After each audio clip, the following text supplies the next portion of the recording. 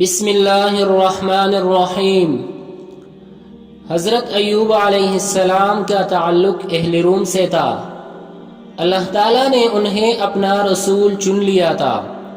حضرت ایوب علیہ السلام نہایت صابر و شاکر اور عاجز انسان تھے۔ اللہ تعالیٰ عاجزی، انکساری اور شکر گزاری کو پسند فرماتے ہیں۔ حضرت ایوب علیہ السلام نہایت مالدار شخص تھے۔ اللہ تعالیٰ نے انہیں دنیاوی مال و زر کے ساتھ ساتھ اولادوں کی نعمت بھی عطا فرمائی۔ حضرت ایوب علیہ السلام نہایت خدا ترس انسان تھے۔ غریبوں کی مدد کے لیے ہر وقت تیار رہتے تھے۔ پھر اللہ تعالیٰ کی طرف سے ان کی آزمائش شروع ہوئی اور ان کے مال و اسباب سب ختم ہو گئے۔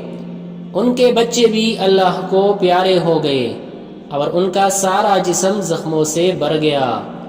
آپ علیہ السلام اس پر بھی صابر و شاکر رہے اور شکایت کا ایک لفظ بھی زبان پر نہ لائے۔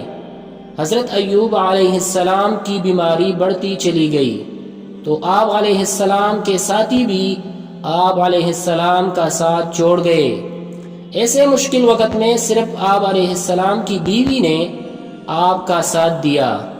جیسے جیسے مصیبتیں بڑھ گئی، ان کے صبر اور شکر میں اضافہ ہوتا گیا۔